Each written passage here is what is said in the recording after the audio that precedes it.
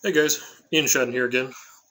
Today we're going to talk about the creation, export, and import of physics objects into Gamebryo Lightspeed from Maya 2008.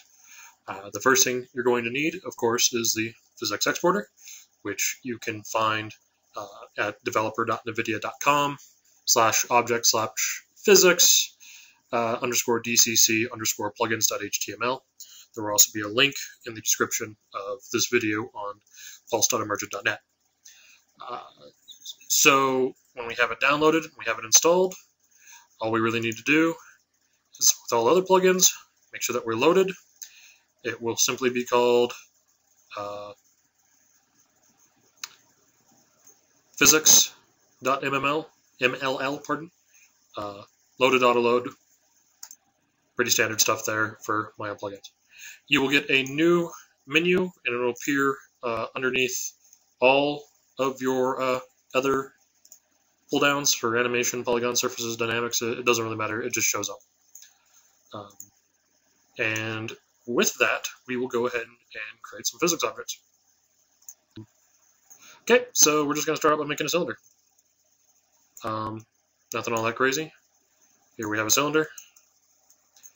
It is a cylinder. It is awesome. Focus. And camera's off just a bit, but we don't need to see anything anyway. I'm going to create an active rigid body, and you will see I now have a orange lattice around my mesh, and the name of my object has switched to NX rigid body 1. You can go ahead and rename that.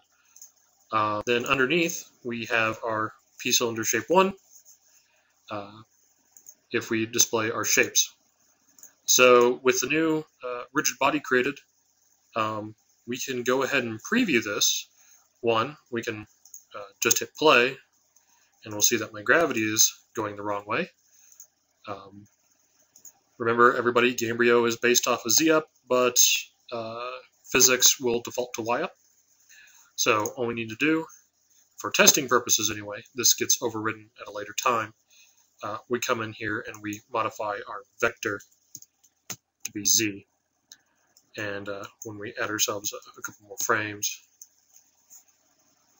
and we hit play, we'll see, hey, we got a falling cylinder. Great.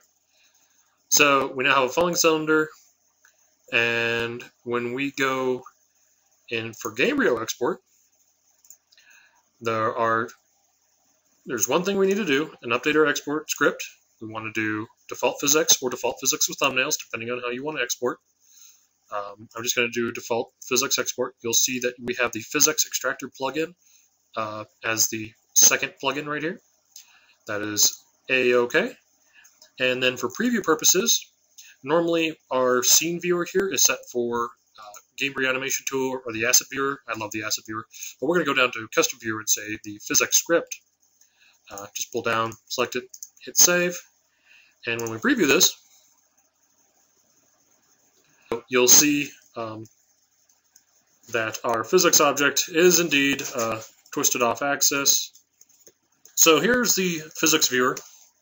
Camtasia, the software I'm using to record this with, actually interferes with the controls on it, except for spacebar, which is what you do to make it simulate. So hooray, we see that we actually have physics data. It will fall. The controls for this window are WASD for move up, move down, move left, move right. Z and X will zoom in, zoom out. And then J, K, L, and M will handle your rotation. There are no mouse controls, unfortunately. I wish there were, that'd be kind of nice. But that is the physics previewer. If you export to here and your stuff falls, essentially you know it's good. Yes, my cylinder is off because the Y up, Z up thing is different between the physics NIF viewer and what we desire for export into Toolbench. But it works.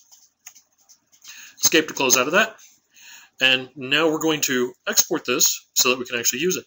Same rules still apply for exporting physics objects as they do for normal objects. So we're going to go ahead and hit export. And I'm going to drop this into multiplayer game. I have a slightly older build in here. So here I am in the asset web. I'm going to go into exports, generic, and we have a PhysX cylinder mesh already in here. I'm going to name this one 02. Export. Making animations, doing all of its magic. Hooray! And now when we go into multiplayer game, you'll see that I already have the level loaded for multiplayer game, and I have the EMT proj loaded for multiplayer game. So we're going to go ahead and start by creating our cylinder model. So we're going to do PhysX Sil mesh. With that, let's see, we need to mix in PhysX prop. That'll give us our physical properties, and that's from the PhysX model library. And we'll need our standard model library. We need ourselves a mesh. So we got a mesh, we got a PhysX prop. Check our mixin properties. Scroll down to mesh, select our asset, and it's PhysX cylinder mesh 02. Okay, no errors. We are good to go. We're going to save our EMT proj. Go back into our building. Ask if we want to update. Yes. We're going to sync just to make sure. Go to our palette. Go to our multiplayer game. There's our PhysX cylinder mesh. I'm going to drop it in world. There it is. All right. I'm going to actually rotate this on edge a little bit and move it up just to make sure it's not touching the ground. With that done, save my level. So through the magic of editing, here's multiplayer game. Here's our cylinder. We can see that it's come settled to the ground. And because our character in multiplayer game is physically active, we can push it around. We can try to topple it. The multiplayer game does have some nice pushback on it, so you're not just going to be able to bowl it over like we could in Mangled Metal.